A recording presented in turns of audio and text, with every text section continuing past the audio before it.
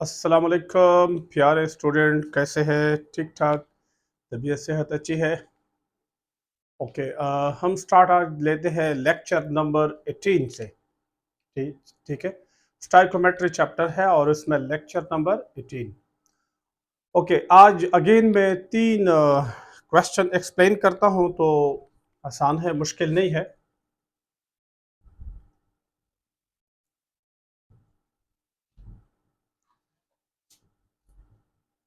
Question number 1 ये कहता है कि largest number of hydrogen ions are produced by complete ionization of।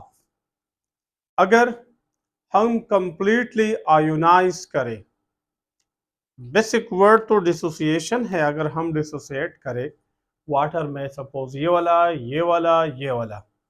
ठीक है, लेकिन चलो आप आयोनाइजेशन भी कह सकते हैं क्योंकि ये आयन देते हैं।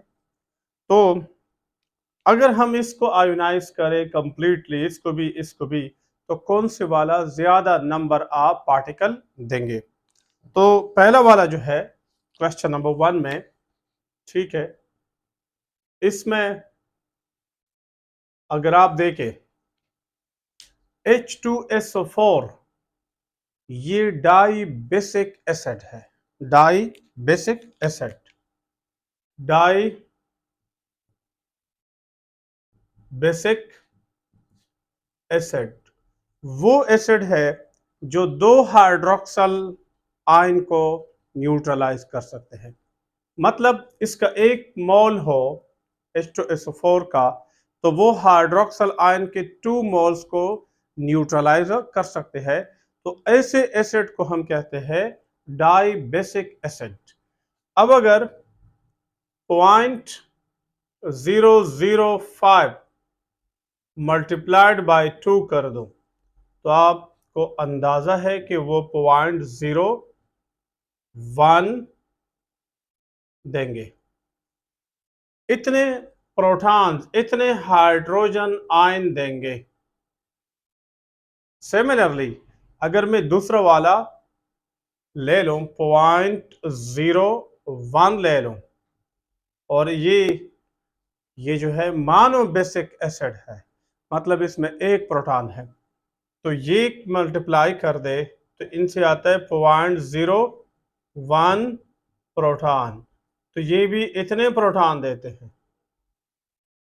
थर्ड, अगर आप ये ले रहे तो ये ट्राई बेसिक एसिड है, तो अगर हम 0.0334 मल्टीप्लाइड बाई 3 कर दे, तो इनसे भी यही वैल्यू आती है 0.010 हाइड्रोजन आयन।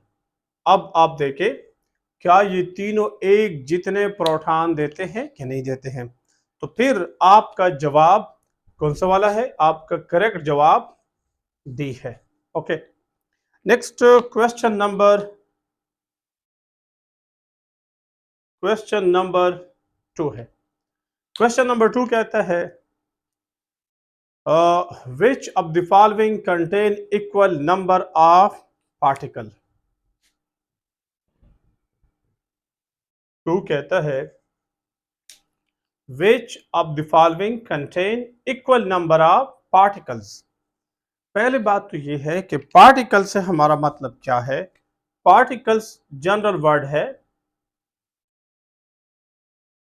पार्टिकल, इससे हमारा मतलब मॉलिक्यूल्स भी हो सकता है, आयंस भी हो सकते हैं, एटम्स भी हो सकते हैं, फॉर्मूला यूनिट्स भी हो सकते हैं, एटसेट्रा।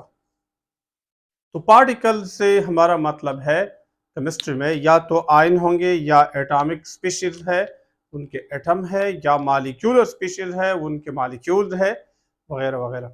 तो इनसे हमारा मतलब ये है, पहले बात आपको ये क्लियर हो कि इस पार्टिकल से हमारे मुख्तलिफ किस्म के मतलब है, यानी कभी मॉलिक्यूल, कभी एटम, कभी आयन, वगैरह वगैरह। ओके, अब अगर ये बात क्लियर है, उसके बाद ऑप्शन ए देखें। ऑप्शन ए कहता है 9 ग्राम वाटर। और ऑप्शन बी कहते हैं 9 ग्राम एमोनियम आयन। तो पहली बात यह है कि ये जब 9 ग्राम हो तो इसका मोलर मास 18 है, तो 9 डिवाइडेड बाय 18 इतने मोल्स आ जाएंगे 0.5। सिमिलरली ये 9 ग्राम, लेकिन इसका मोलर मास भी 18 है, नाइट्रोजन का 14 है और हाइड्रोजन के 4 है, तो 18 हो गया। तो 9 डिवाइडेड बाय 18, तो इससे भी आता है 0.5 मोल्स। और आपको पता है जब मोल्स बराबर हो तो उसमें नंबर ऑफ पार्टिकल्स भी बराबर होते हैं। ठीक है, तो इन दोनों में नंबर ऑफ पार्टिकल्स बराबर है, सिर्फ इसमें मॉलिक्यूल्स हैं और इसमें आयंस हैं। दूसरा ऑप्शन अगर हम देखें, option B, 1 millilitre 1 ml of Cl2 and 1 ml of O2, दोनों के वॉल्यूम सेम है, 1 ml है। अगर दोनों के वॉल्यूम सेम है तो आयोगेड्रो लॉ कहता है कि जब सेम कंडीशन पे सेम वॉल्यूम हो डिफरेंट गैसेस के, तो फिर इसके अंदर मोल्स भी बराबर होंगे। तो इसका ये मतलब हुआ कि इसके जितने मोल है और इसके जितने मोल है ये आपस में बराबर है। और अगर इसके मोल बराबर हो गए तो मोल आपको पता है बराबर होता है, 1 मोल बराबर होता है आयोगेड्रो नंबर के। और अगर आप 2 मोल ले ली किसी के तो वो भी पार्टिकल भी बढ़ जाते हैं। तो जब इसके मोल बराबर हो तो इसके नंबर ऑफ मॉलिक्यूल्स भी आपस में बराबर होते हैं। तो इस ऑप्शन में भी दोनों बराबर है। पॉइंट नंबर सी, यानी ऑप्शन सी में अगर हम आ जाए तो ये 0.5 मोल ऑफ Cl2 है और 0.5 मोल ऑफ HNO3 है। ये तो बहुत सिंपल केस है।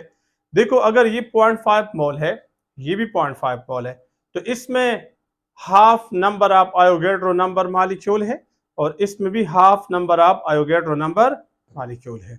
ये HNO3 के है और ये Cl2 के है। तो इन केस में भी दोनों के नंबर ऑफ पार्टिकल्स बराबर है और दोनों में मॉलिक्यूल्स है। अब जब इसमें बराबर है, इसमें बराबर है, इसमें बराबर है, तो आपका करेक्ट ऑप्शन कौन सा आता है पाकिस्तानियों? गुडज गुडज, ये हो गया डी। ठीक है, लेकिन आपने इनको जल्दी करना है, जैसे आप रीड करेंगे तो समझ आना चाहिए। इसमें जो एक बात थी पार्टिकल, वो मैंने थोड़ा वाज़ेह की। ओके, उसके बाद क्वेश्चन नंबर 3 है।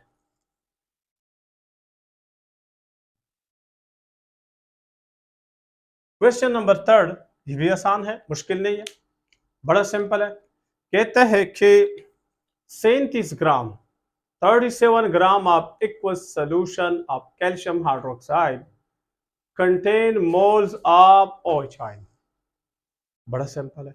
एक है, एक तरफ है मास, कैल्शियम हाइड्रोक्साइड का मास, दूसरी तरफ मोल्स ऑफ हाइड्रोक्सिल आयन। तो इन दोनों के बीच में रिलेशन है, दोनों के बीच में बात है।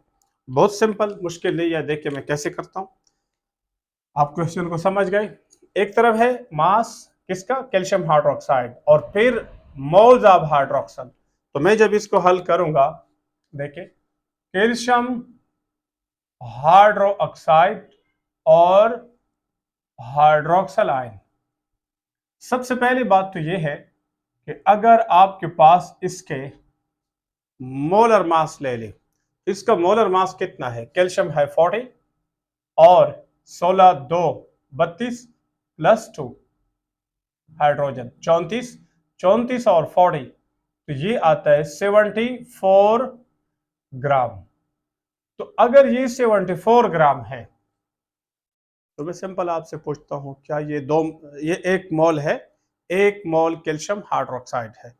तो अगर ये 1 मोल है तो एक फार्मूला यूनिट में 2 हाइड्रोक्सिल आयन है, तो 1 मोल में क्या ख्याल है ये 2Na आयन्स होंगे? यही पॉइंट है। अगर ये समझते हैं तो आगे बिल्कुल आसान है। अगर कैल्शियम हाइड्रोक्साइड का एक फार्मूला है सपोज, तो उसमें 2 हाइड्रोक्सिल है। अगर इसके 1 मोल है तो उसमें 2 मोल हाइड्रोक्सिल है। तो इसी तरह ये 74 ग्राम है, 1 मोल है, तो इसमें 2Na आयन्स है हाइड्रोक्सिल।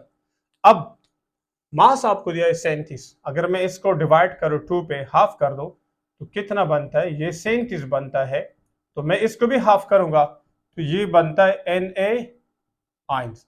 अब अगर आपको इसी अंदाज में पूछा है तो आप ढूंढ ले, वही ढूंढ ले। लेकिन अगर आप इसको दूसरे अंदाज में कन्वर्ट करते हैं, मसलन ऐसे लिखते हैं 6.0123 10 पावर 23 आइंस।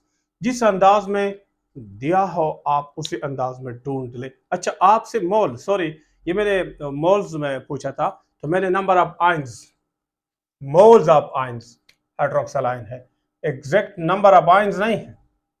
आपको पता है एक मोल में हाइड्रोक्सिल आयन होते हैं, एक मोल में, सॉरी, एक मोल में आयोगेड्रो नंबर के बराबर आयन होते हैं।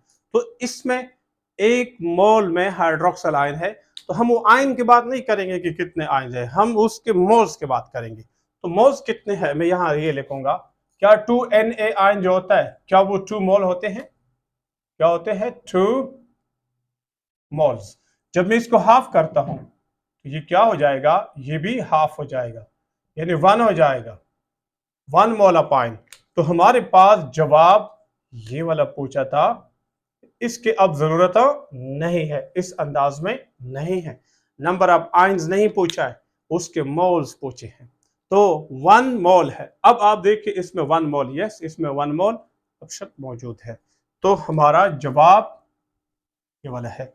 ओके, ये हो गया question number 3rd। Okay dear student, stay with me and let go ahead. Thank you.